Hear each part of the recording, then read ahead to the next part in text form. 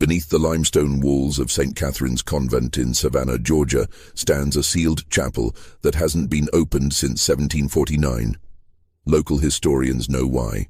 Inside those walls, investigators discovered 23 pages of correspondence that the Catholic Church attempted to destroy. Letters describing something impossible, something that would shatter every religious principle of colonial America. Sister Marie-Thérèse Leclerc, 51 years old, head of the convent's disciplinary committee, known for her rigid enforcement of chastity vows, became pregnant. But this wasn't just any pregnancy. The child's father was a 17-year-old enslaved man named Thomas, owned by the convent itself. And Sister Marie-Thérèse didn't hide in shame. She stood before the entire congregation and proclaimed her condition a miracle from God. What happened in those chapel walls didn't just challenge religious doctrine. It exposed a network of secrets that reached from Savannah's wealthiest plantation owners to the Archbishop's personal residence. Tonight, after 275 years of silence, we reveal what really happened behind those convent doors. Before we continue with the story of Sister Marie-Thérèse and the scandal that consumed St. Catherine's, if dark historical mysteries fascinate you, make sure to subscribe and hit that notification bell, because stories this shocking don't appear in any history book. And I'm curious, where are you watching from? Drop your state or city in the comments. I love knowing where our community of mystery lovers is listening from. Now let's step back to 1748 Savannah, to a time when religious institutions held absolute power, and discover how one woman's claim would unravel everything. Savannah in 1748 existed as a peculiar contradiction. Founded only 15 years earlier as a utopian experiment prohibiting slavery and alcohol, the city had already abandoned its founding principles.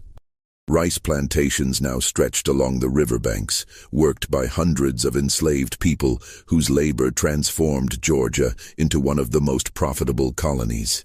The city's religious institutions, Baptist, Presbyterian, Anglican, and Catholic, competed for influence among the growing population of 3,000 souls. St. Catherine's Convent occupied 3 acres near the eastern edge of town, its whitewashed buildings visible from the main road. Established in 1742 by French Catholic missionaries, the convent served multiple purposes: spiritual retreat for wealthy women, educational facility for daughters of plantation owners, and administrative center for the church's growing holdings in Georgia. By 1748, the convent housed 18 nuns, 12 novices, 47 students, and maintained ownership of 9 enslaved people who managed the gardens, kitchens, and physical maintenance. Sister Marie-Thérèse Leclerc had arrived from Quebec 7 years earlier, her reputation preceding her. At 44, she'd already served 26 years in religious life, known throughout New France for her uncompromising enforcement of monastic discipline. Her letters of recommendation described a woman of absolute devotion, unmoved by earthly temptation, whose very presence reminds others of their sacred vows. Mother Superior Josephine Beaumont had requested her specifically to reform St. Catherine's, which had earned whispers about its relaxed standards. The transformation was immediate.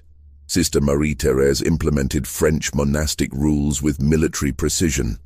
She established inspection schedules, instituted mandatory confession 3 times weekly, and created a discipline committee that investigated any hint of improper conduct.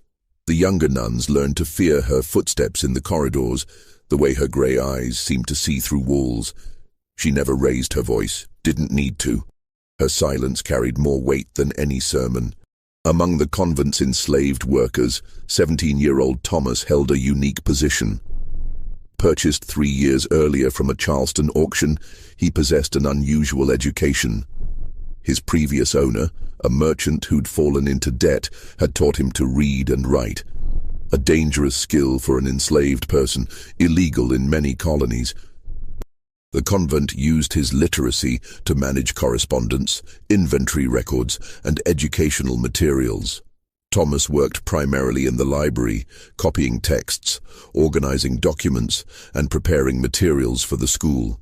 He moved through the convent like a ghost, present but invisible, performing his duties with quiet efficiency. The nuns had grown accustomed to his presence in spaces usually forbidden to men: the chapel during early morning cleaning, the library during afternoon study hours, the hallways when delivering messages. His youth and education made him seem less threatening than the older field workers who never entered the main buildings. Sister Marie-Thérèse had noticed him, of course. She noticed everything. But Thomas represented no concern, just another tool the convent employed for its operations. Or so everyone believed.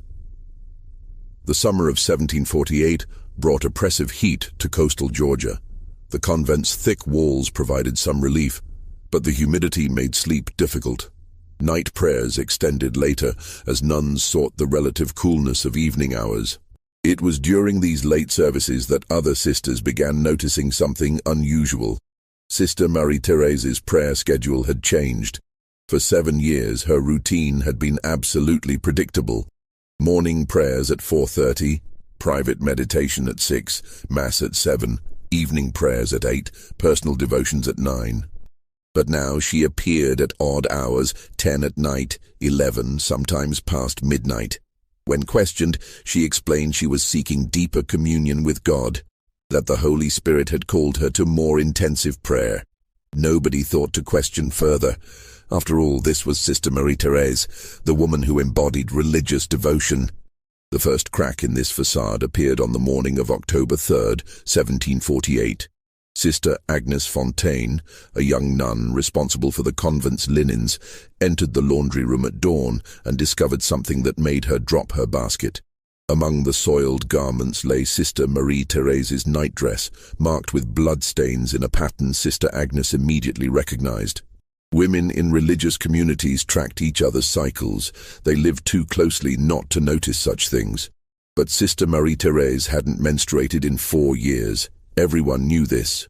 At 51, she'd entered that stage of life where such things ceased. Sister Agnes stood frozen, the nightdress in her trembling hands.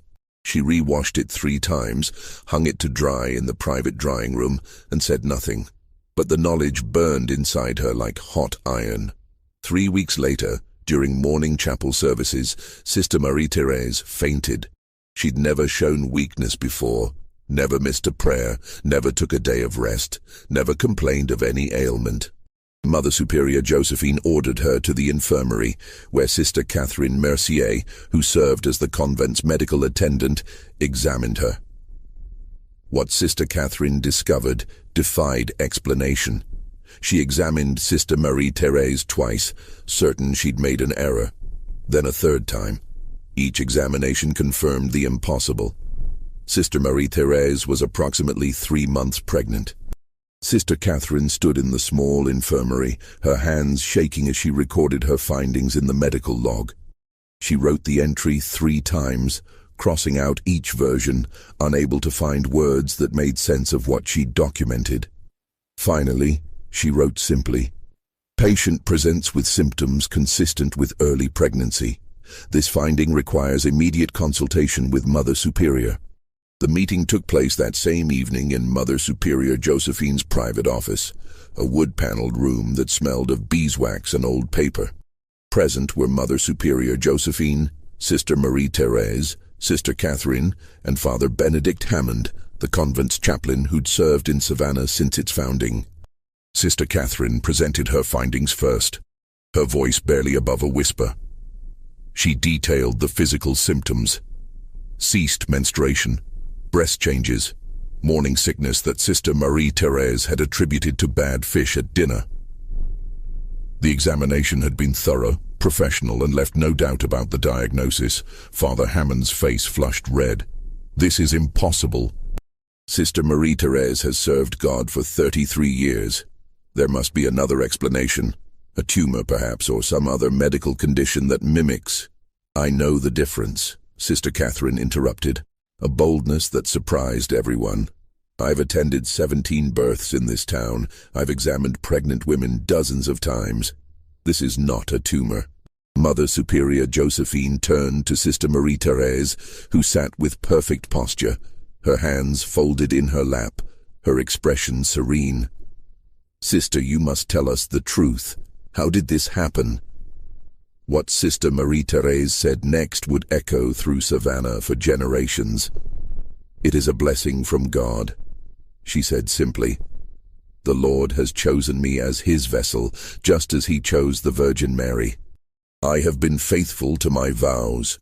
I have never broken my promise to God, and yet I carry new life within me. If you doubt me, examine my conscience. You will find it pure." The silence that followed felt suffocating. Father Hammond gripped the edge of the desk so hard his knuckles turned white. Sister Catherine made a small sound, quickly stifled. Mother Superior Josephine stared at Sister Marie-Thérèse as if seeing her for the first time. "Sister," Father Hammond said carefully, "are you suggesting this is a virgin birth? That you've been impregnated by divine intervention?" "I'm suggesting nothing. I'm stating what I know to be true. I have remained faithful to my vows, and I am with child. Draw whatever conclusions you wish." The meeting ended without resolution. Father Hammond left to send an urgent message to the Archbishop in Charleston. Mother Superior Josephine confined Sister Marie-Thérèse to her cell, not as punishment, but for protection. From scandal, from questions, from the chaos this revelation would unleash. But secrets in closed communities have a way of spreading like water through limestone. By the following morning, every nun in the convent knew about Sister Marie-Thérèse's condition. By afternoon, the students' whispers had reached their parents. By evening, the story had infected Savannah like cholera. The enslaved people who worked at the convent heard the news through the cooking staff. They gathered in the quarters after dark, speaking in hushed tones about the scandal unfolding in the main house. Thomas, who'd been working on transcribing a new Bible for the library, said nothing. He sat in the corner of the small cabin he shared with 3 others, his hands folded, his face revealing nothing. But those who knew him well noticed something. Thomas had stopped eating. For 3 days, he'd taken no food, drunk only water. His hands trembled when he worked. And late at night, when he thought others slept, they heard him weeping. The Archbishop's response arrived within a week, remarkable speed given the distance from Charleston.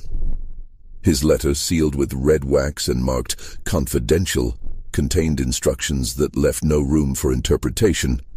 Sister Marie-Thérèse was to be examined by a panel of 3 physicians, questioned by church officials under oath, and if found to have violated her vows, immediately defrocked and expelled from the convent.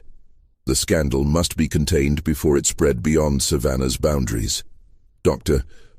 Robert Drayton arrived first, a Charleston physician with 20 years of experience, known for his discretion in sensitive matters.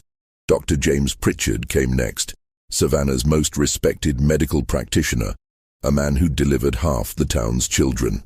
The third physician, Dr. Samuel Whitefield, specialized in women's health and had studied in London before settling in Georgia. They examined Sister Marie-Thérèse on October 28th in the convent's medical room. All 3 reached the same conclusion. She was approximately 15 weeks pregnant.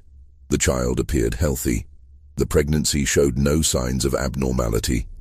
Their written report, preserved in the Charleston Diocese archives, used careful language but left no ambiguity. The patient exhibits all standard markers of natural conception. We find no evidence of medical anomaly or divine intervention. This is a pregnancy resulting from normal physiological processes. The interrogation began the following day. Bishop Marcus Fenwick had traveled from Charleston specifically for this purpose, bringing with him Father Thomas Donnelly, a Jesuit known for his skill in extracting truth from unwilling subjects. They questioned Sister Marie-Thérèse for 11 hours over 3 days. She never wavered, never contradicted herself, never showed doubt or fear. Her story remained absolutely consistent. She had maintained her vows, never been alone with any man, never engaged in any act that could result in pregnancy. She attributed her condition to God's will and accepted it as a test of faith. On the 4th day, the interrogators changed tactics. Father Donnelly produced the convent's schedule logs, meticulous records Sister Marie-Thérèse herself had implemented. documenting every nun's location throughout each day. He began asking specific questions. Why had she changed her prayer schedule in July? Why had she been in the library at unusual hours? Why had she requested access to the storage chapel, a space normally locked, on 17 separate occasions between June and September? Sister Marie-Thérèse answered each question calmly. The prayer schedule change reflected her growing spiritual needs. The library visits were for research on medieval monastic practices. The chapel access was to inspect storage conditions for valuable religious texts. Then Bishop Fenwick asked the question that shattered her composure. "Sister, do you know a young man named Thomas?" For the first time in 4 days of interrogation, Sister Marie-Thérèse hesitated. The pause lasted only 3 seconds, but everyone in the room noticed it. When she spoke, her voice remained steady, but something had shifted. "Thomas works in the library. I've assigned him copying tasks." "Why do you ask?" "Because Thomas has requested to speak with me," the bishop said. "And what he wants to confess, sister, concerns you." Thomas stood in the bishop's temporary office, a converted classroom at the convent school, and spoke words that would change everything. He'd been granted this audience after sending a note to Father Hammond, written in the careful script he'd learned as a child. The note contained one sentence: "I know the truth about Sister Marie-Thérèse's child." What Thomas revealed over the next 2 hours painted a picture more complex than anyone had imagined. He confirmed that Sister Marie-Thérèse was not lying. Not exactly. She'd maintained her vows, never engaged in any physical act with a man. But the pregnancy was not divine intervention, it was artificial insemination. The concept wasn't unknown in 1748, though it remained largely theoretical. European scientists had experimented with animal breeding, successfully transferring reproductive material from male to female without physical contact. The process had been documented in French scientific journals, debated in medical societies, and condemned by most religious authorities as an attempt to usurp God's role in creation. Sister Marie-Thérèse had read about these experiments in the convent's library. The texts were supposed to be locked away, controversial scientific materials deemed inappropriate for general readership. But as the head of discipline, she had access to everything. She'd studied the procedures, the theoretical applications, the success rates documented in sheep and cattle. Thomas explained that Sister Marie-Thérèse had approached him in late May, asking for his assistance with a religious experiment. She'd been frank about the purpose. She believed God was calling her to demonstrate that a woman's devotion could transcend the physical limitations of age and traditional conception. She would become pregnant while maintaining her vows, proving that faith could overcome nature's boundaries. The procedure required Thomas to provide reproductive material, which he would deposit into a clean glass vessel. Sister Marie-Thérèse would then use a specially prepared syringe. She'd commissioned it from a medical supply merchant in Charleston, claiming it was for administering medicines to sick animals to transfer the material into herself. No physical contact would occur between them. Technically, her chastity would remain intact. Thomas had refused at first. The request horrified him, not just because it violated every social and religious norm, but because he understood the danger. If discovered, he would be killed. No explanation would save him. An enslaved black man involved in a nun's pregnancy? The conclusion everyone would draw, regardless of the truth, would result in his immediate execution. But Sister Marie-Thérèse had used the one form of leverage that Thomas couldn't resist. She'd promised him freedom. She held legal authority to manumit the enslaved people owned by the convent. It required only Mother Superior's signature, which Sister Marie-Thérèse could obtain through her position on the Administrative Council. She showed him documents, draft papers, her personal commitment written and signed. Help her with this experiment, and she would secure his freedom before the child was born. The procedures took place in the locked storage chapel, late at night when everyone else slept. 7 attempts between June and early August. The 8th attempt on August 12th resulted in pregnancy. Thomas provided the biological component in an adjacent chamber, never seeing or touching Sister Marie-Thérèse during the process. She handled the technical aspects herself, following procedures she'd memorized from medical texts.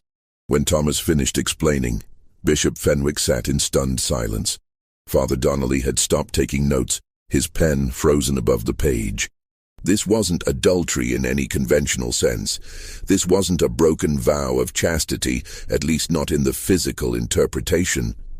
This was something far stranger, a calculated attempt to game theological loopholes to achieve pregnancy while claiming technical virginity.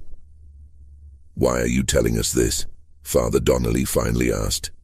"Sister Marie-Thérèse offered you freedom. This confession guarantees your death." Thomas's response revealed a pain deeper than fear. "Because she lied to me.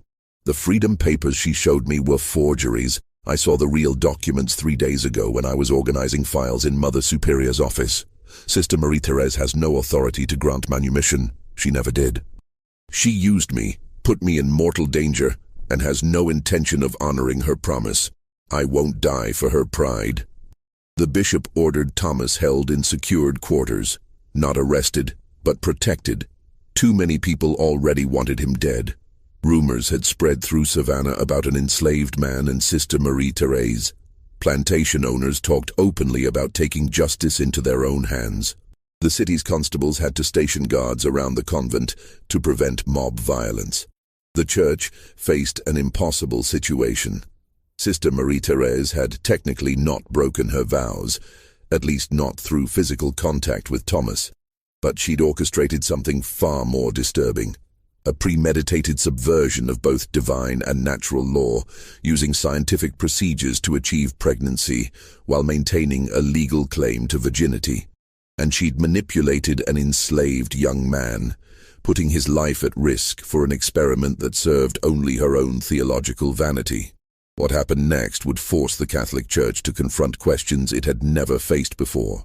But before we continue, I want to hear from you. Do you think Sister Marie-Thérèse actually believed she was doing God's will, or was this simply a calculated attempt to achieve something impossible? Drop your theory in the comments. I read every single one. And if this story is as shocking to you as it was to me, hit that like button and share this video with someone who loves dark historical mysteries. Now, let's discover what happened when the church tried to contain this scandal. The church convened an ecclesiastical tribunal on November 15, 1748, the first such proceeding in Georgia's history. 5 senior clergy traveled from Charleston, 2 from Virginia. They met in the convent's main chapel, which had been cleared of all students and sealed to outside observers. The proceedings, they determined, must remain absolutely confidential. Sister Marie-Thérèse appeared before them dressed in full habit, her pregnancy now undeniable, nearly 6 months along, her condition visible despite the loose clothing. She stood before the tribunal with the same serene expression she'd maintained throughout the investigation, her hands resting gently on her swollen abdomen. The lead interrogator, Cardinal Sebastian Hartley, began with a simple question. "Sister, do you understand why you stand before this tribunal?" "I understand you doubt God's power to work miracles." The cardinal's jaw tightened. "Sister, we've heard Thomas's testimony. We know about the procedures you performed, the medical equipment you acquired, the scientific texts you studied. This was not a miracle. This was a deliberate manipulation of natural processes. Is there a difference?" Sister Marie-Thérèse asked calmly. "God created nature. God created science. If I used tools he provided to achieve his will, how is that different from any other miracle? Did Jesus not use mud to heal the blind man? Did Moses not use a staff to part the Red Sea? All miracles employ earthly elements to manifest divine purpose." The theological argument was sophisticated, more sophisticated than the tribunal had expected. Sister Marie-Thérèse had clearly prepared her defense carefully, anticipating every challenge to her claim. Father Donnelly presented the evidence systematically. The medical journals in her possession, the syringe she'd commissioned, Thomas's detailed testimony about the procedures, the locked chapel where everything occurred. He argued that Sister Marie-Thérèse had committed fraud, not adultery, but something potentially more dangerous. She'd attempted to manufacture a miracle to deceive the faithful into believing God had intervened when in fact she'd merely applied scientific knowledge. Sister Marie-Thérèse countered each point with disturbing logic. Yes, she'd studied scientific texts. Wasn't knowledge of God's creation a form of worship? Yes, she'd used medical equipment. Weren't doctors tools of God's healing? Yes, she'd involved Thomas. Hadn't God often used the humble and powerless to achieve his greatest works? She never claimed to have created the pregnancy herself. She claimed only to have made herself available to God's will, and God had blessed her efforts. "You coerced an enslaved man into participating in your experiment," Cardinal Hartley said, his voice rising for the first time. "You promised him freedom you couldn't deliver. You put his life at risk for your own purposes. Where is God's will in that deception?" For the first time, Sister Marie-Thérèse's composure cracked. "Thomas misunderstood. I told him I would do everything in my power to secure his freedom. I never claimed to have the authority myself. I intended to petition Mother Superior and the Archbishop after the birth to argue that his assistance in a miracle deserved reward. His freedom was always my goal. But you showed him forged documents," Father Donnelly interjected. "You deliberately misled him about your authority." Sister Marie-Thérèse's silence stretched for nearly a minute. When she finally spoke, her voice carried a new edge. "I showed him documents that expressed my intent. Whether those documents carried legal authority was irrelevant to the larger purpose. Thomas was never in danger. I would have protected him." "Protected him?" Cardinal Hartley stood, his chair scraping loudly against the stone floor. "Sister, there are plantation owners in Savannah calling for his execution right now. There are mobs forming outside this very building. Your protection means nothing against that reality." The tribunal recessed for 3 hours to deliberate. During that time, news reached them that justified their worst fears. A group of 23 men, led by plantation owner Harrison Devereux, had attempted to force their way into the convent's quarters where Thomas was being held. Only the intervention of city constables and armed guards prevented violence.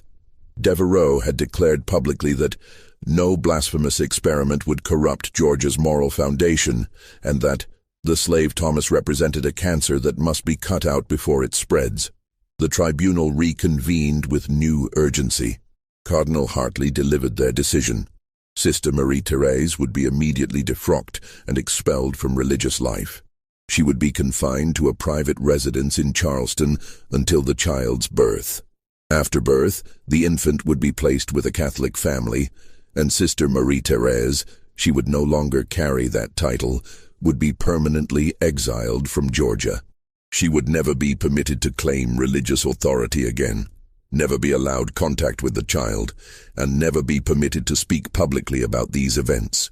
Thomas would be sold, not as punishment, but as protection. A Catholic merchant in Boston had agreed to purchase him and transport him immediately to Massachusetts, where anti-Catholic sentiment ran so high that nobody would think to connect him to a scandal in Savannah. The church would pay for his transport and ensure his safety, but he would remain enslaved. The promise of freedom, genuine or fabricated, died with the tribunal's ruling. Sister Marie-Thérèse received this judgment without visible emotion.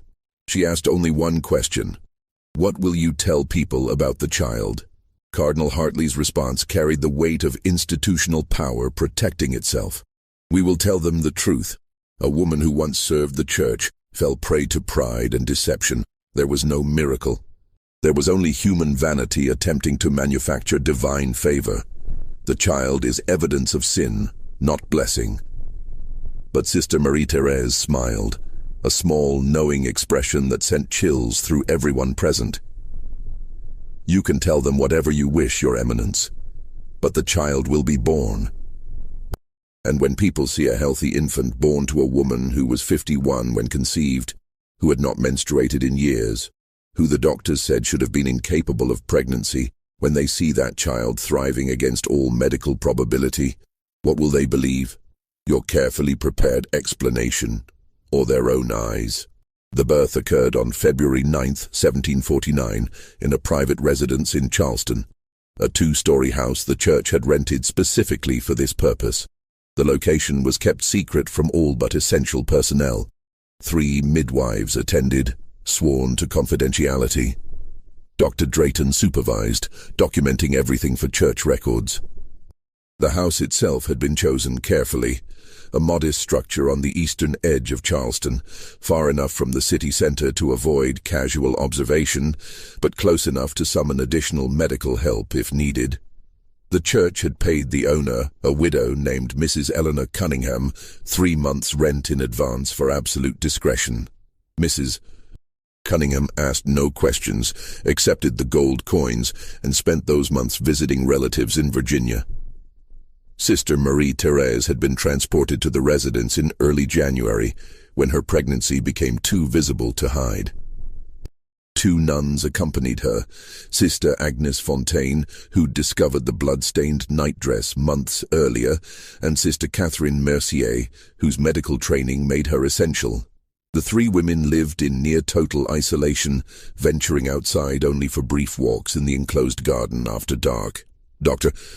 Drayton visited weekly throughout January, monitoring the pregnancy's progression with increasing amazement. Every examination confirmed what should have been impossible: a healthy, developing fetus in a 51-year-old woman whose reproductive system should have been completely dormant. He measured the growth, listened to the heartbeat through his wooden stethoscope, palpated the position. Everything proceeded normally, better than normally in fact. He'd attended younger women whose pregnancies showed more concerning signs. "I don't understand it," he confided to his private journal on January 28th.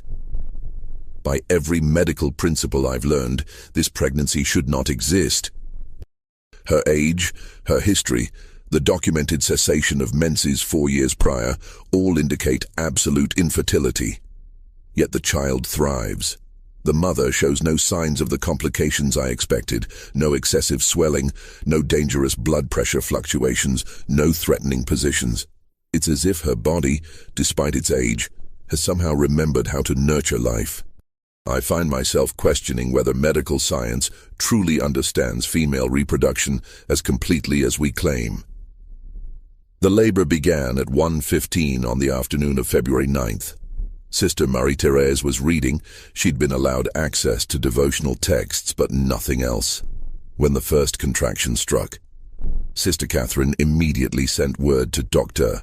Drayton, who arrived within the hour with his medical bag and 3 experienced midwives, Hannah Morse, Rebecca Talbot, and Sarah Wickham.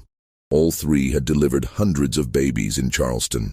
All 3 had been paid exceptional fees for their silence. The early stages progressed slowly. Sister Marie-Thérèse paced the bedroom, leaning against furniture during contractions, breathing through the pain with the same controlled discipline she'd applied to everything else in her life. She refused the laudanum Dr. Drayton offered.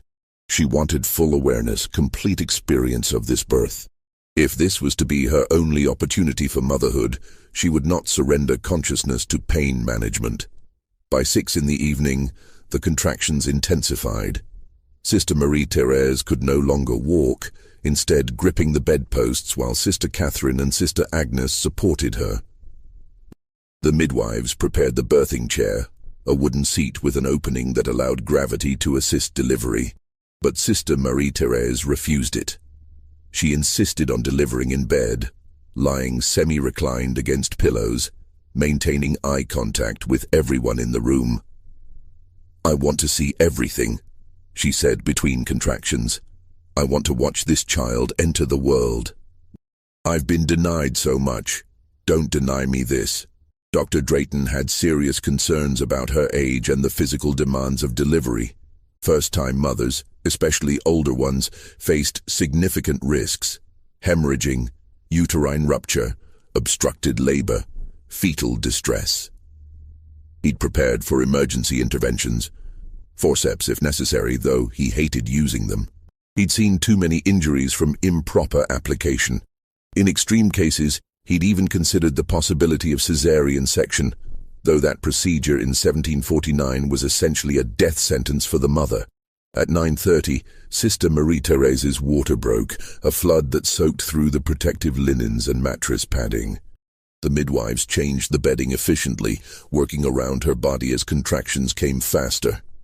Dr. Drayton examined her and found the cervix fully dilated. Time to push. What followed tested everyone's endurance. Sister Marie-Thérèse pushed for over 4 hours, her face flushed with exertion, sweat streaming down her temples, her hands gripping Sister Catherine so hard that both women's knuckles turned white. Dr. Drayton monitored the baby's position, feeling the crown through the birth canal, coaching Sister Marie-Thérèse through each push. The midwives took turns supporting her legs, wiping her face with cool cloths, offering sips of water. At one point, near midnight, Dr. Drayton feared the labor had stalled, dangerous for both mother and child. The baby's head had crowned but seemed stuck, unable to complete the descent. He considered using forceps but hesitated. Sister Marie-Thérèse, seeing his expression, understood immediately. "No instruments," she gasped. "Let me try. One more time."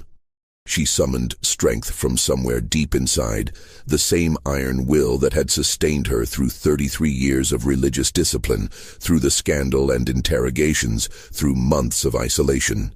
She pushed with everything she had, and at 3:17 in the morning on February 10th, the baby emerged in a rush of blood and fluid.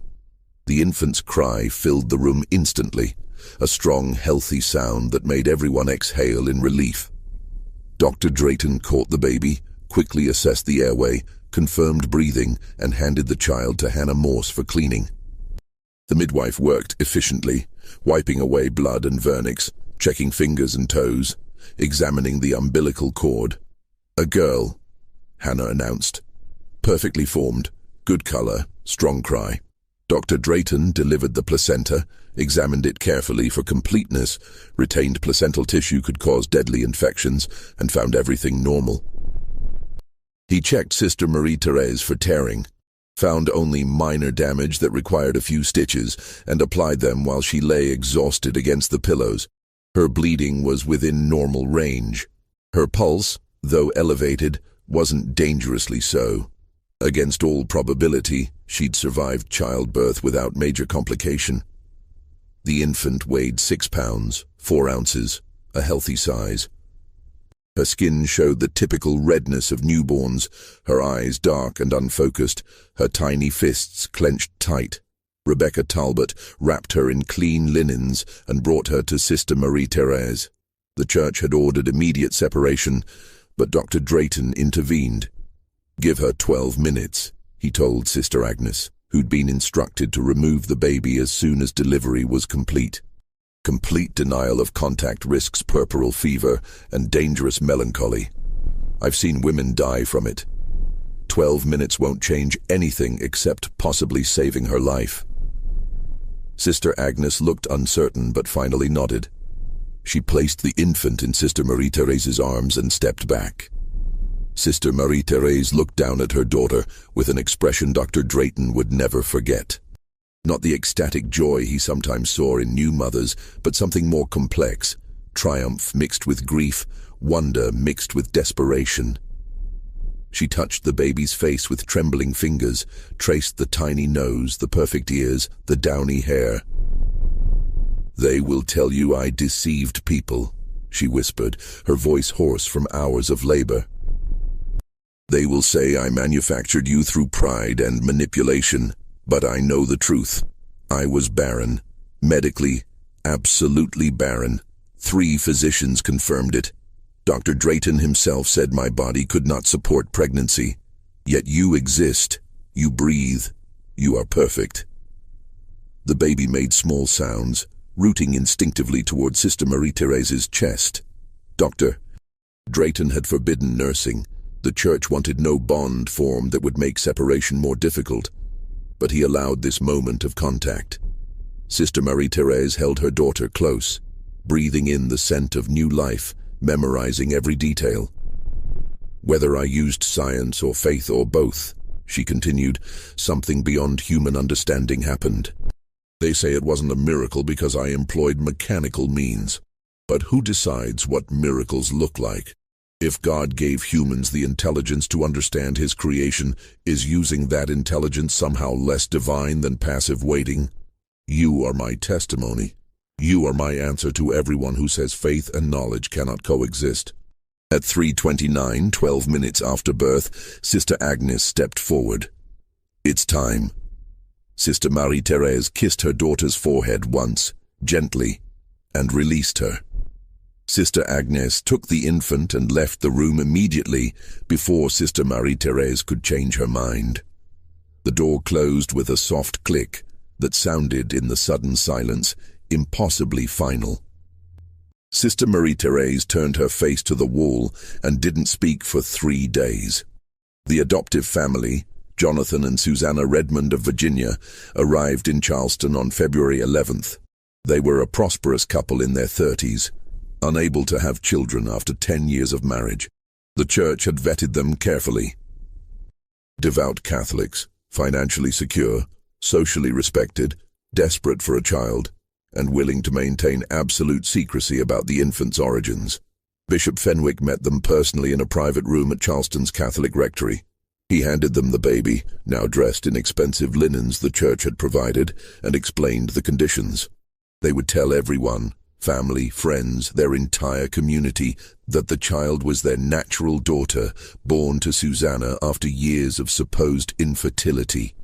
They would never reveal the truth, never search for the biological mother, never discuss how they'd acquired the baby. They would raise her as a proper Catholic, educate her appropriately for her station, and provide her every advantage. In exchange, the church would support their story completely. Father Thomas Donnelly had already prepared falsified baptismal records showing the baby as born to the Redmonds. The church would provide witnesses if needed, nuns who would swear they'd attended Susanna during her pregnancy, priests who would confirm they'd blessed the expectant mother months earlier. Jonathan Redmond held the infant awkwardly. He'd never touched a baby before, while Susanna wept with joy. They asked only one question: "What's her name?" "She has no name," Bishop Fenwick said. "You will choose it and baptize her in your parish church. As far as the world is concerned, she came into existence on February 10th, 1749, in Virginia. Everything before that moment is erased." They named her Charlotte, baptized her on February 20th at their parish church in Richmond, and raised her as their own. She would never know different. Sister Marie-Thérèse remained in the Charleston residence for 2 months, physically recovering while church officials debated her fate. The recovery itself surprised Dr. Drayton. He'd expected complications, infections, hemorrhaging, the dangerous puerperal fevers that killed so many new mothers. Instead, Sister Marie-Thérèse healed quickly. Her stitches dissolved normally. Her bleeding stopped within 10 days. By late February, she was physically healthy. Mentally, however, she'd descended into a state Dr. Drayton found deeply concerning. She ate only when Sister Catherine forced food into her hands. She stared at walls for hours without speaking. She refused to pray, wouldn't even hold a rosary when offered. At night, the other women heard her weeping, long sessions of silent tears that seemed to drain away her remaining strength. Sister Catherine, who'd known Sister Marie-Thérèse for 7 years, recognized this wasn't simple grief. This was complete psychological collapse, the breaking of a will that had seemed unbreakable. She invested everything in this. Sister Catherine told Dr. Drayton during one of his visits.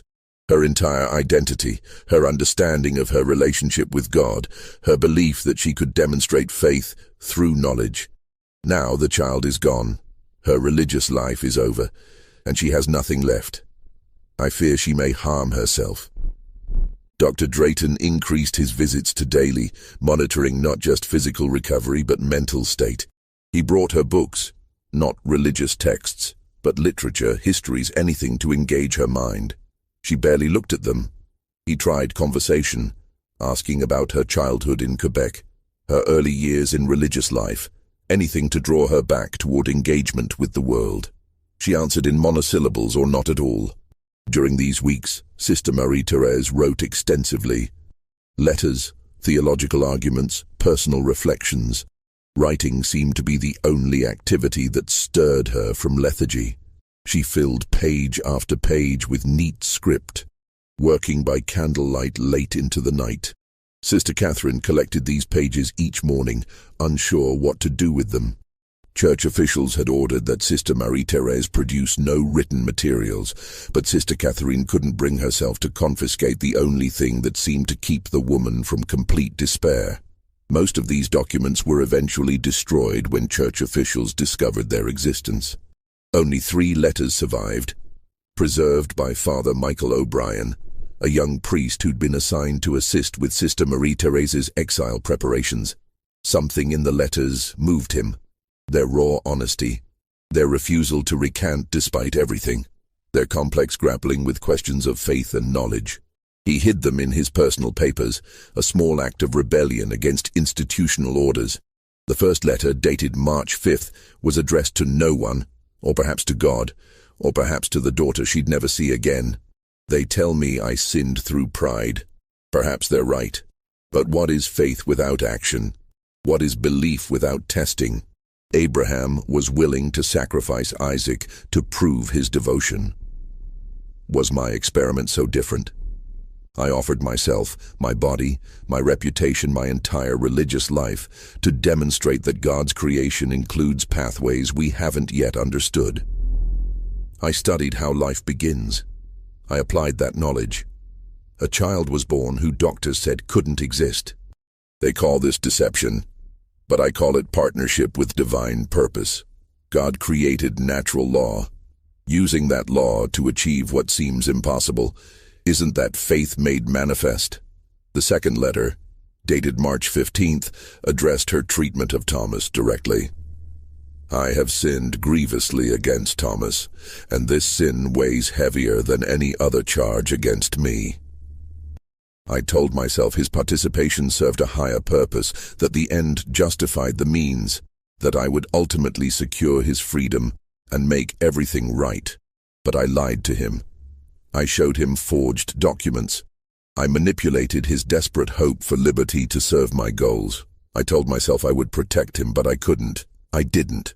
The church sold him away to save itself from scandal, and I lacked the power or position to intervene. If there is damnation, I deserve it not for the pregnancy. I still believe that was righteous, but for how I treated another human being as a tool rather than a soul equal in God's eyes. Thomas, if you somehow read these words, know that I am sorry. It changes nothing, repairs no harm, but it is true. The third letter, dated March 29th, contained her theological defense, the argument she'd been refining since the tribunal. The church fathers who condemned me claim that manipulating natural processes cannot constitute divine intervention. But I ask, what is prayer but an attempt to influence divine will? What are sacraments but physical materials, bread, wine, water, oil, used to convey spiritual grace? What is any religious practice but human action intended to connect with transcendent reality? I used knowledge instead of ritual, science instead of ceremony, but the goal remained identical, to demonstrate God's power working through human agency. They reject my method while embracing their own, but both rely on the same principle, that divine and human action can intersect. They call their intersections holy and mine heretical simply because I employed tools they don't yet understand or approve. In 100 years, perhaps 200, medical science will make pregnancy possible for women deemed barren. When that day comes, will they remember me as heretic or pioneer? Will they see that I was simply ahead of the methods, not wrong in the principle? These letters reveal a woman grappling with genuine theological questions, not simply rationalizing selfish actions. She understood the complexity of what she'd done, the scientific audacity, the religious implications, the moral failures.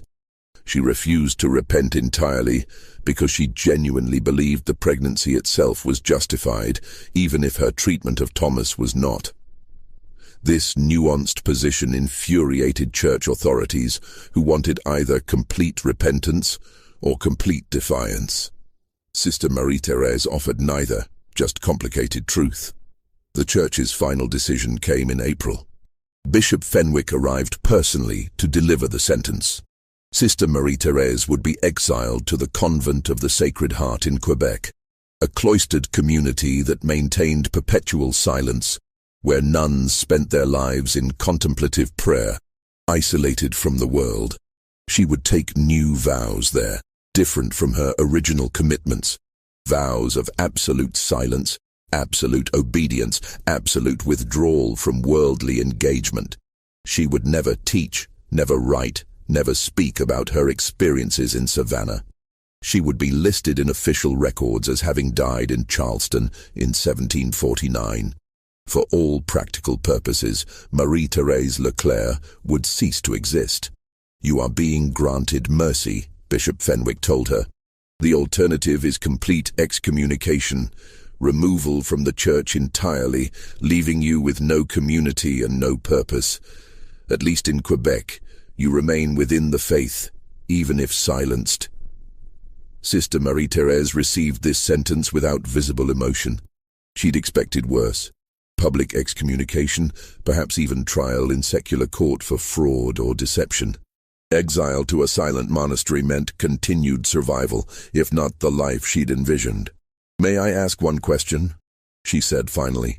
Bishop Fenwick nodded. "The child, Charlotte they named her, will she be told anything of her origins when she's older?" "Absolutely nothing. She'll know only that Jonathan and Susanna Redmond are her parents.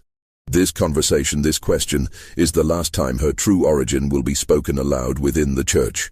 Do you understand?" Sister Marie-Thérèse understood. She nodded once and spoke no more. On April 23, 1749, accompanied by Father O'Brien and Sister Catherine, who'd volunteered to escort her to Quebec, Sister Marie-Thérèse departed Charleston aboard the merchant ship Harmony. The voyage to Boston took 6 days, the overland journey to Quebec another 3 weeks. Sister Catherine's letters to her family, preserved in the Savannah Diocese archives, describe Sister Marie-Thérèse during this journey as a woman already departed from this world, physically present but spiritually elsewhere. They reached the Convent of the Sacred Heart on May 27th. Sister Catherine stayed only 3 days before beginning her return journey to Georgia. She wrote one final letter to Mother Superior Josephine Beaumont, describing Sister Marie-Thérèse's arrival. She entered the chapel for Vespers and took her place among the silent sisters without hesitation. When the service ended and the others departed without speaking, she simply closed her eyes and began to pray. "I don't know if she'll find peace in this place, but I know she'll keep its silence. She has nothing left to say." The Convent of the Sacred Heart burned in 1763 during the 7 Years' War, when British forces occupied Quebec. No records survived indicating whether Sister Marie-Thérèse died in the fire, had died earlier from illness, or somehow survived and lived elsewhere. Official church records list her as deceased in 1749, making her actual fate unknowable. Thomas's journey proved far more perilous than anyone anticipated. He'd arrived in Boston on December 4th, 1748, sold to merchant Isaac Pemberton for £42, significantly above market value, with the church paying the difference to ensure Pemberton's cooperation in keeping Thomas's origins secret. Pemberton operated a shipping and textile business that required educated workers capable of managing accounts, correspondence, and inventory. Thomas fit these requirements perfectly.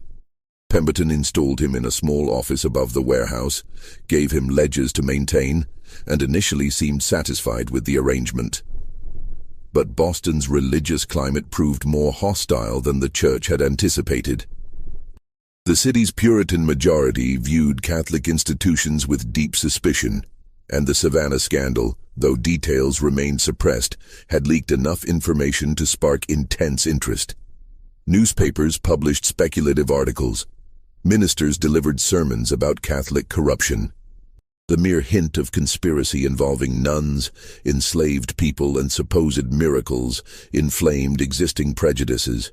Reverend Jonathan Cole of the Old North Church became particularly obsessed with the case. He'd heard rumors that someone connected to the scandal had been relocated to Boston, and he was determined to expose what he called papist deception, threatening New England's moral purity. Throughout December 1748 and January 1749, he preached sermons on the topic, never naming Thomas directly, but describing a plot involving religious figures, enslaved people, and attempts to manufacture false miracles that would deceive honest Christians. Thomas kept his head down, worked diligently, and hoped the attention would fade. He lived in the warehouse's upper floor, rarely venturing into the city, avoiding any situation that might draw notice. He'd learned in Savannah that visibility meant danger. Pemberton had instructed him to tell anyone who asked that he'd worked for the merchant for years, that he'd been purchased from a Virginia estate, that his education came from a kindly previous owner. The story was thin but believable enough if nobody investigated closely. The situation remained manageable until March 7, 1749, when disaster struck. A sailor who'd worked on the ship that transported Thomas from Charleston happened to dock in Boston, and after several drinks in a waterfront tavern, mentioned to his companions that he'd carried the black fellow from that Catholic nun scandal down in Georgia. And the sailor didn't know Thomas's name and couldn't point to his location, but the mere confirmation that someone connected to the scandal was in Boston sparked immediate uproar. Reverend Cole heard the rumor within hours. Boston's religious community communicated with remarkable efficiency when Catholic scandal was involved. He immediately began investigating, questioning merchants who'd recently acquired enslaved workers, checking dock records, interviewing ship captains. His persistence paid off. By March 9th, he'd identified Pemberton's recent purchase of an unusually educated enslaved man from Charleston. Cole appeared at Pemberton's warehouse on March 10th, accompanied by 6 members of his congregation. They demanded to see Thomas, insisting they had questions about Catholic corruption and deception. Pemberton, caught between business interests and community pressure, made a calculated decision. He couldn't hide Thomas. Cole would simply return with more people, possibly with constables. But he also couldn't hand Thomas over to what was clearly becoming a mob. "Thomas works for me," Pemberton told Cole firmly. "He's my legal property, purchased legitimately. If you have questions about Catholic Church activities, direct them to the church. Thomas is simply a worker who had the misfortune of being owned by a Catholic institution. He's guilty of nothing except being in the wrong place." Cole wasn't satisfied. He participated in sacrilege. He helped manufacture a false miracle. He defiled a bride of Christ. The details don't matter. His very existence here, his freedom to walk and work among honest Christians, is an affront to God. The confrontation grew heated. Cole's followers demanded Thomas be turned over for proper questioning. Pemberton refused, threatening to summon constables if they didn't leave his property. The standoff lasted 3 hours before Cole finally departed, but not before making his intentions clear. This isn't over. That man will answer for his sins, whether you protect him or not. Pemberton understood the danger immediately. Boston's constables might theoretically protect property rights, but they wouldn't risk public disorder to protect an enslaved man connected to Catholic scandal.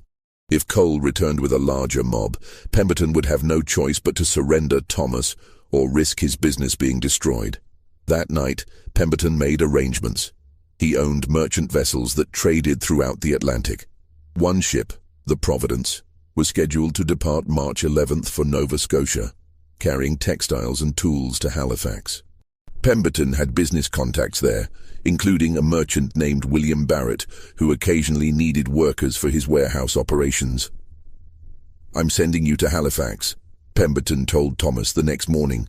"It's not freedom. I'm signing you over to Barrett, who'll manage you there. But it gets you out of Boston before this situation explodes. Barrett's a decent man, he'll treat you fairly. And Halifax is far enough from these religious wars that nobody will care about your past. Thomas had no choice but to agree. That afternoon he boarded the Providence with nothing but the clothes he wore and a small satchel containing writing materials Pemberton had given him. The ship departed at dusk, slipping out of Boston Harbor, while Reverend Cole was organizing a larger group to return to Pemberton's warehouse the following day. The voyage to Halifax took 12 days, March 11th through March 23rd. The ship's log, preserved in the Massachusetts Maritime Museum, lists Thomas as indentured crew, carpenter's assistant, a legal fiction that provided some protection from immediate recapture if the ship encountered authorities. In reality, Thomas worked primarily in the cargo hold, organizing goods, managing inventory, and assisting with loading and unloading at ports. The Providence reached Halifax on March 23, 1749. Halifax itself was barely a town, founded only months earlier as a British colonial outpost to counter French presence in Nova Scotia, with a population of around 2,500 people, mostly military personnel, merchants, and a small number of enslaved or indentured workers. The settlement consisted of rough buildings, muddy streets, and a constant sense of precarious establishment. William Barrett met the ship personally. He was a Scottish merchant in his 40s who'd established a small trading operation supplying the military garrison. His warehouse needed someone literate to manage records, correspondence, and inventory. Work he'd been doing himself but preferred to delegate. Pemberton's letter had described Thomas's education and skills, making him valuable despite the suspicious circumstances of his transfer. Barrett examined Thomas with practical assessment. "You can read and write?" "Yes, sir." "Keep accounts?" "Yes, sir." "Pemberton says you're involved in some church scandal down south. I don't care about that. I care whether you'll work honestly and competently. Will you?" "Yes, sir." "Good. You'll live in the warehouse, manage my records, and help with physical operations when needed. I pay workers in goods, food, clothing, supplies. If you prove valuable, I may consider eventual manumission, but that's years away and dependent on circumstances. Understood?" Thomas understood. This was far better than he'd expected. Work that utilized his education, an owner who seemed pragmatic rather than cruel, and distance from the religious persecution that had threatened his life in Boston. He settled into Halifax's rhythms quickly. The work was manageable, the conditions tolerable. Barrett treated him fairly, never raising hand or voice, paying in promised goods. Thomas managed warehouse records, corresponded with suppliers, organized inventory for military contracts. He was good at the work, efficient and accurate. But Halifax proved brutally difficult in other ways. The winter of 1749-1750 brought extraordinary cold, temperatures that froze the harbor solid, winds that cut through the warehouse's thin walls, snow that buried the settlement for weeks. Food supplies ran short. Scurvy broke out among the garrison. Several people froze to death in their homes. Thomas survived the winter, barely.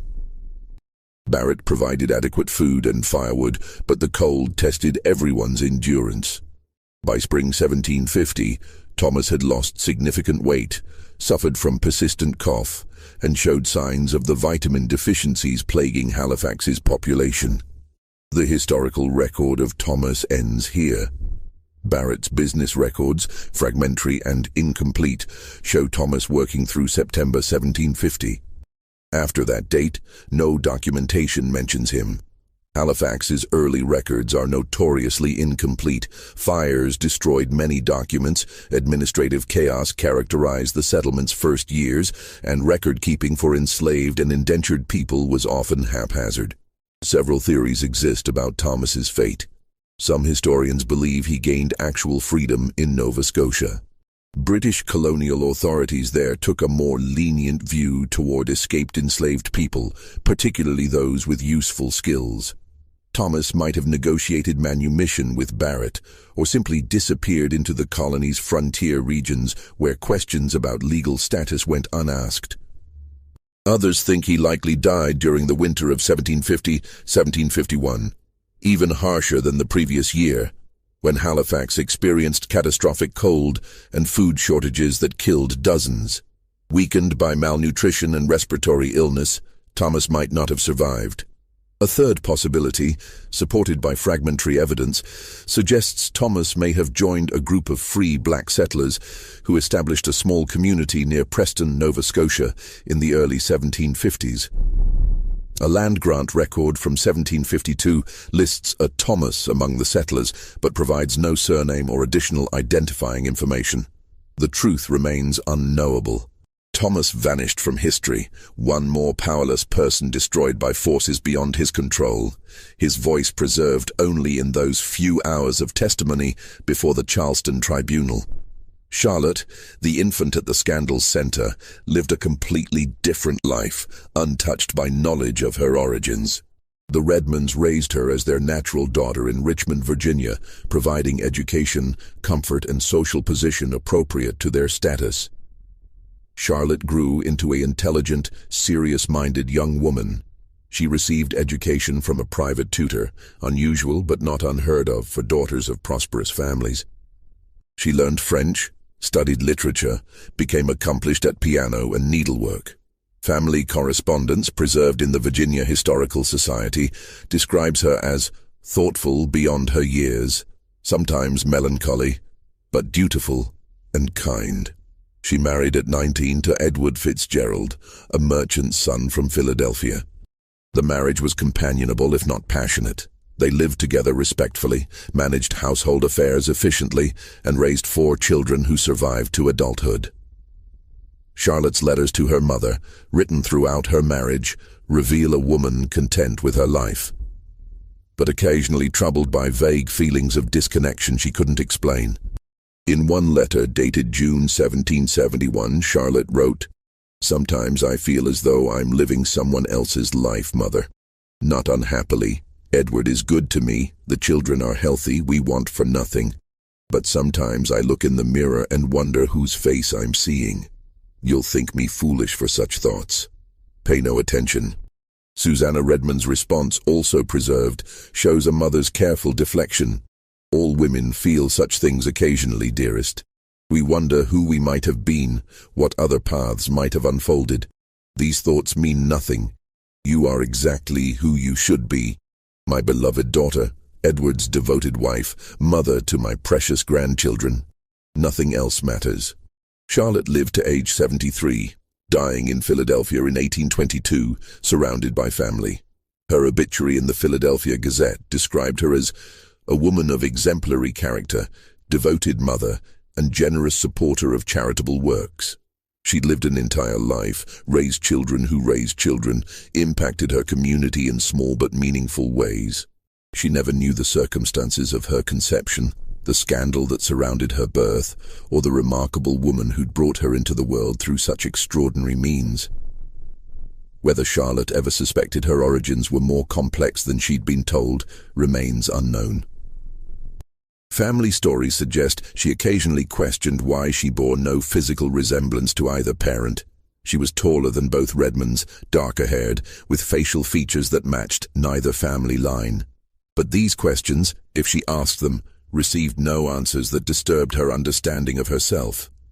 St. Catherine's Convent never recovered from the scandal. Enrollment dropped catastrophically. Prosperous families who'd sent daughters there withdrew them immediately, unwilling to associate with an institution tainted by such controversy. By 1755, the facility housed only 8 nuns, 12 students, and had lost most of its financial support. The Catholic Church closed it permanently in 1758, selling the property to merchant Samuel Dawkins, who converted the buildings into warehouses. During the conversion, workers sealed the storage chapel where Sister Marie-Thérèse had performed her procedures. Official documents cite structural concerns about the chapel's foundation, but church correspondence suggests the real motivation: eliminating any physical space associated with the scandal. Whatever materials or evidence might have remained inside, equipment, documents, any trace of what occurred there, was buried behind brick walls that remain intact today. The sealed chapel remained untouched, its secrets buried behind stone and mortar. The convent's closure in 1758 marked the end of St. Catherine's presence in Savannah, but not the end of whispered stories about what had occurred within those walls. In the years immediately following the scandal, Savannah's Catholic community fractured. Many families who'd supported the convent withdrew their patronage from the church entirely, unwilling to associate with an institution that had harbored such controversy. Protestant ministers used the scandal as evidence of Catholic moral corruption, pointing to it in sermons for years afterward. The few remaining Catholic families in Georgia found themselves defending their faith against constant suspicion. Mother Superior Josephine Beaumont, who'd requested Sister Marie-Thérèse's transfer to Savannah 7 years earlier, lived with profound guilt. She'd brought Sister Marie-Thérèse specifically to reform the convent's discipline, never imagining the woman would orchestrate something so elaborate. In letters to her sister in New Orleans, preserved until her death in 1756, Josephine wrote, "I thought I was bringing God's strictest servant to guide us toward righteousness. Instead, I brought a woman whose devotion had twisted into something I cannot name. Was it pride? Madness? True faith gone astray? I will die not knowing, and perhaps that uncertainty is my penance." The other nuns who'd lived through the scandal carried their own burdens. Sister Agnes Fontaine, who'd discovered the blood-stained nightdress, left religious life entirely in 1752, returning to her family in Charleston. Sister Catherine Mercier, who'd attended the birth and later accompanied Sister Marie-Thérèse to Quebec, continued serving in various convents until her death in 1772, but her letters suggest she never fully reconciled what she'd witnessed. "I saw a healthy child born to a woman who should not have been capable of bearing life," she wrote to a fellow nun in 1760. "I held that infant in my hands. Whatever Sister Marie-Thérèse's sins, whatever her methods, that child was real and perfect. How do we understand such things?" Thomas's owner in Halifax, William Barrett, mentioned him only once more in surviving correspondence. In a letter to a business associate dated November 1750, Barrett wrote, "The worker Pemberton sent me proved capable for a time, but has since departed my service. I know not where he went, nor do I inquire too closely. Some men carry shadows that follow them everywhere, and I've learned not to stand too near such shadows, lest they fall on me as well." Charlotte Fitzgerald, born Charlotte Redmond, lived her entire life in Virginia and Pennsylvania, bearing and raising 4 children who knew nothing of their grandmother's history. Her husband Edward's business prospered modestly, providing comfortable if not wealthy circumstances. When Charlotte died in 1822, her daughter Eleanor sorted through her mother's possessions and found a small wooden box containing items Charlotte had treasured. Her mother's wedding ring, pressed flowers from her wedding day, letters from her father, and curiously, a single page torn from a Bible, the page containing Luke's account of the Annunciation, when the angel Gabriel tells Mary she will bear a child. Eleanor noticed her mother had underlined certain phrases. "How shall this be, seeing I know not a man? And for with God nothing shall be impossible." Why these particular verses held meaning for Charlotte, Eleanor never learned. She kept the page with her mother's other effects, and it passed through generations of the Fitzgerald family, its significance forgotten. In Savannah, the warehouse that had once been St. Catherine's Convent stood as a reminder of scandals slowly fading into local legend. By 1780, most people who'd lived through the original events had died. The stories that remained grew distorted through retelling. Some claimed the nun had been possessed by demons, others that she'd been carrying on an affair with multiple men, still others that the entire incident had been fabricated by Protestant enemies of the church. The truth, documented in letters scattered across church archives from Charleston to Quebec, remained hidden. The church had succeeded in its primary goal, burying the scandal so thoroughly that specifics became unknowable. Only those with access to sealed diocesan records, and few had such access, could piece together what actually occurred. Dr. Drayton, who'd attended the birth, kept his private journal until his death in 1771. In his final entry, written 3 days before a stroke killed him, he reflected on the case that had troubled him for 22 years. "I have delivered hundreds of children in my practice. I have seen births that defied expectation, mothers who survived against all odds, infants who thrived despite every disadvantage. But I have never seen anything like what I witnessed in February 1749. A woman of 51, declared barren by multiple physicians including myself, bearing a healthy child after a pregnancy that proceeded with fewer complications than I see in women half her age. Was it miracle? Was it medicine? Was it simply nature proving our understanding incomplete? I die not knowing, and perhaps that is as it should be. We are not meant to understand everything. We are meant to witness, to document, and to remain humble before mysteries that exceed our comprehension. The Catholic Church never officially acknowledged the scandal beyond internal correspondence. No public statement was ever issued.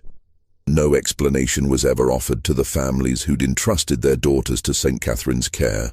The silence was absolute and intentional, a calculated decision that truth buried would fade faster than truth confronted. By 1800, 50 years after Sister Marie-Thérèse gave birth in that Charleston residence, the story had transformed into vague legend.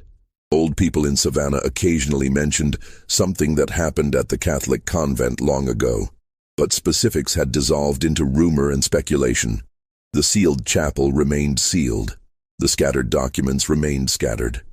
The people who'd lived through the scandal, Sister Marie-Thérèse in her silent monastery, Thomas in whatever fate befell him, Charlotte in her peaceful ignorance, carried their pieces of truth to graves separated by hundreds of miles. What remains is the uncomfortable recognition that extraordinary events occurred in colonial Savannah, events that challenged religious doctrine, medical understanding, and social order. A woman claimed to use scientific knowledge in service of faith. A young man was manipulated and discarded. A child was born against probability and raised in complete ignorance of her origins. An institution chose reputation over truth, silence over accountability. The facts documented in surviving letters and records confirm these elements occurred. Whether Sister Marie-Thérèse's methods actually worked, whether the pregnancy resulted from her procedures or from natural fertility doctors had incorrectly dismissed, whether her claims of divine purpose were genuine faith or elaborate rationalization. These questions remained unanswered in her lifetime and remain unanswered still. What cannot be disputed is that a woman of 51 bore a healthy child in 1749, that this event caused a scandal the Catholic Church desperately tried to erase, and that lives were irrevocably changed by decisions made behind those convent walls. The rest, interpretation, judgment, understanding, belongs to those who encounter the story and must decide for themselves what it means.